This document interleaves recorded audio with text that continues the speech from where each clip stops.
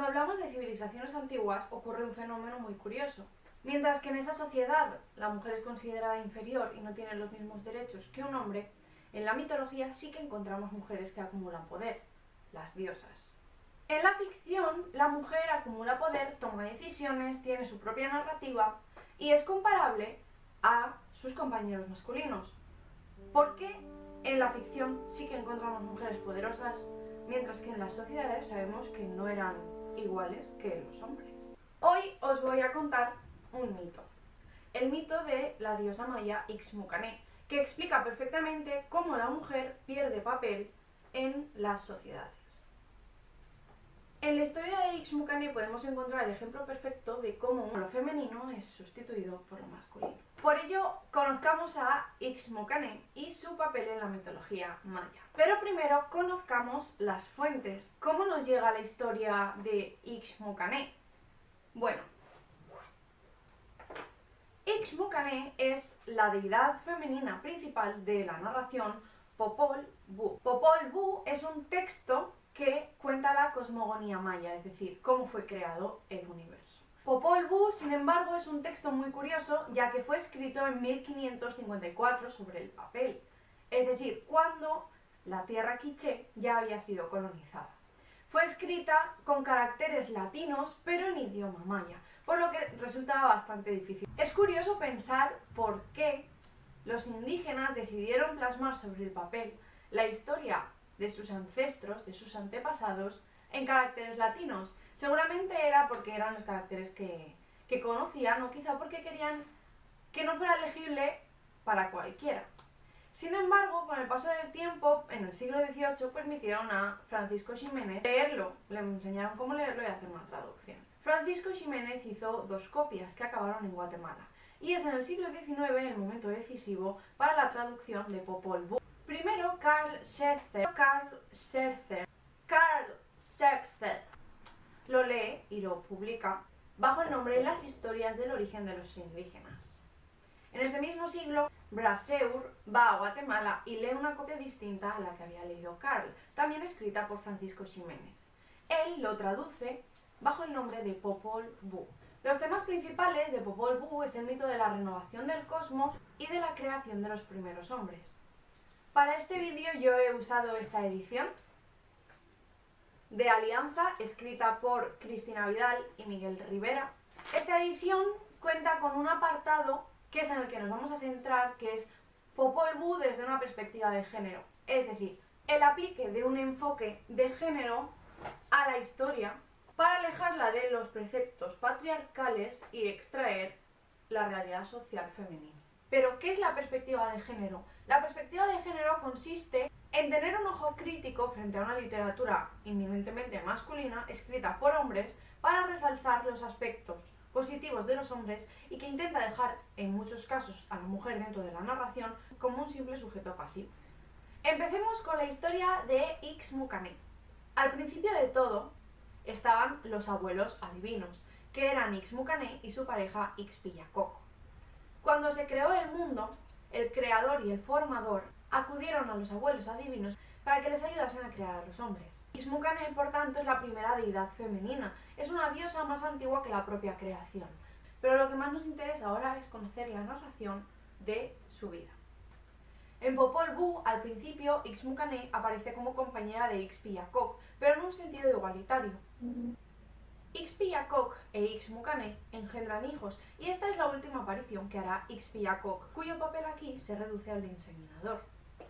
Ixmucané tiene 2 hijos, que se llaman Hun Hunapú y Buku Hunapú. En esta casa impera el matriarcado. Hun Hunapú tiene 2 hijos más, Hun Bats y Hun Chowen. Por lo tanto, Ixmucané es abuela de Hun Chowen y Hun Bats. Esta genealogía tiene lugar en un momento en el que el mundo todavía no había sido creado.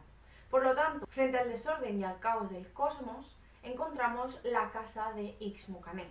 La casa de Ixmucané es un espacio arquitectónico perteneciente a la diosa, y por tanto es el único mundo organizado que encontramos en la narración. Ixmucané pronto perderá a sus 2 hijos, Hun Hunapú y Buku Hunapú. En la mitología maya, el juego de pelota es un aspecto casi ritual. En la narración de Popol Vuh se nos cuenta cómo los hijos de Ixmucane jugaron a pelota sobre Xibalbá. Xibalbá sería el equivalente al Hades griego. Ofendidos para competir al juego de la pelota en el Xibalbá. Hun Hunapú y Bukub Hunapú acudieron a Xibalbá, donde murieron. La cabeza de Hun Hunapú fue colgada de un árbol que estaba en este inframundo que es Xibalbá. De este árbol comenzaron a brotar frutas y los señores de Xibalbá prohibieron a todo el mundo que se acercasen a ese árbol. Pero hubo una doncella que desobedeció, Ixquic, la doncella del infierno, también llamada Señora Sangre. Ixquic, desobedeciendo las normas, se acerca al famoso árbol y la cabeza de Hun Hunapú le escupe en la mano. De esta saliva, el vientre de Ixquic fecunda y queda encinta de los que serán los gemelos divinos, protagonistas de Popol Vuh y de toda la cosmogonía maya. Mientras tanto, en casa de Ixmucane podemos observar el matriarcado en todo su esplendor. Ella ha perdido a sus hijos y se queda a cargo de sus nietos. Ella los educa en un ambiente intelectual y culto, y ocupan su tiempo libre en diversas artes como tocar instrumentos, cantar o pintar. En este ambiente intelectual, Ixmucane cría a sus nietos hasta que aparece Ixquic, la doncella de Xibalbá. Informa a Ixmucane de que es su nuera, e Ixmucane, escéptica, le pide que si de verdad es su nuera, haga brotar el maíz. Ixquic, valiéndose del conocimiento que ha obtenido en Xibalbá, hace brotar el maíz mediante la magia. Es aquí cuando encontraremos el primer cambio en la estructura social de la narración. Mientras que antes el poder predominante era el de Ixmucane porque era la señora de la casa y la divinidad primogenia, encontramos un nuevo tipo de supervivencia, que es la agricultura, que no había estado hasta ese momento. Ixquic trae consigo nuevos métodos de agricultura, y sus hijos, que llevan el vientre, sabrán explotar estos nuevos conocimientos. Ixquic da a luz a los gemelos divinos, Hunapú e Ixbalanque. Esto es como el árbol genealógico de las Kardashian. Con el nacimiento de los gemelos empezamos a ver la superposición de lo masculino frente al femenino. Los gemelos se ocuparán de las tareas agrícolas y empezarán a tratar con desprecio a las mujeres de la casa. Mientras que los gemelos cultivarán y cazarán mediante la magia, mandarán a las mujeres, es decir, a Ixmucane y a Ixquic, que realicen sus comidas. Les empezarán a dar órdenes y ellas se empezarán a ocupar del espacio doméstico. Vemos una evolución en este concepto de la casa de Ixmucane como un espacio de matriarcado a un espacio doméstico. Este es el mismo proceso que podemos observar a lo largo de la historia en la consideración de la relación entre la mujer y la arquitectura. ¿Qué papel tiene la mujer como ser habitante de la casa? ¿Dueña o prisionera? Entonces ocurre algo que lo cambiará todo. Para ilustrar esta escena, os traigo una vasija maya.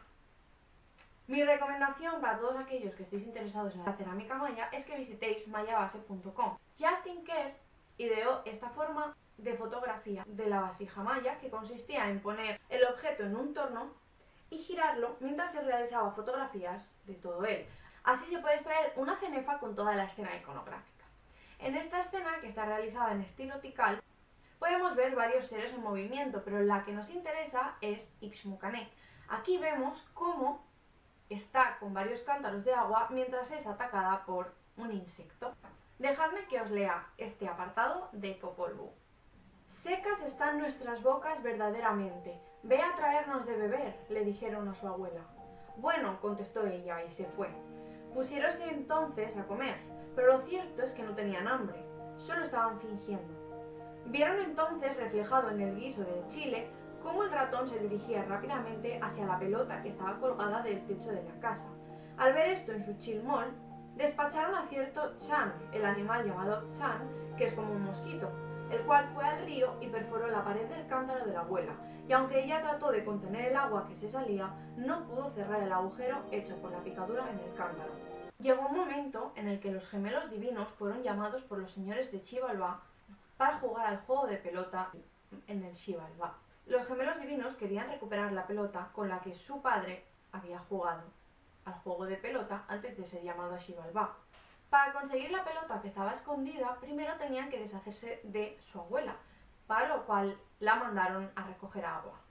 Cuando Ixmucané estaba recogiendo agua, fue atacada por un mosquito por orden de los gemelos divinos. Este mosquito perforó una de las paredes del cántaro de Ixmucané, que no pudo retener el agua. Esta escena de la perforación del cántaro y su incapacidad para retener agua podría ser una metáfora de la infertilidad. Vemos un cambio en la estructura social y política. Mientras que antes Ixmucané era la matriarca de la familia, es reemplazada progresivamente por los gemelos divinos y por su conocimiento sobre la agricultura. Además, ella es sustituida también por la doncella Ixquic. Mientras que antes la edad y la sabiduría que eso conllevaba eran los valores principales, estos se ven sustituidos por la juventud y la fertilidad que representa la doncella Ixquic. Ixmucané, al no estar en edad reproductora, pasa a dejar de ser alguien poderoso. Esta escena, en la que Ixmucané es incapaz de retener el agua dentro del cántaro, puede ser entendida como una metáfora de su vientre, de cómo su vientre es incapaz de retener el agua de la fertilidad. Podemos comprender de una manera más profunda el papel de la mujer en la sociedad, desde un punto de vista alejado del habitual punto androcentrista. Y así podemos observar cómo Ixmucané, diosa primogenia, es degradada a un segundo puesto por sus nietos, los gemelos divinos, mientras que ella era la diosa formadora que ayudó al creador y al formador a crear a los verdaderos hombres a partir de maíz.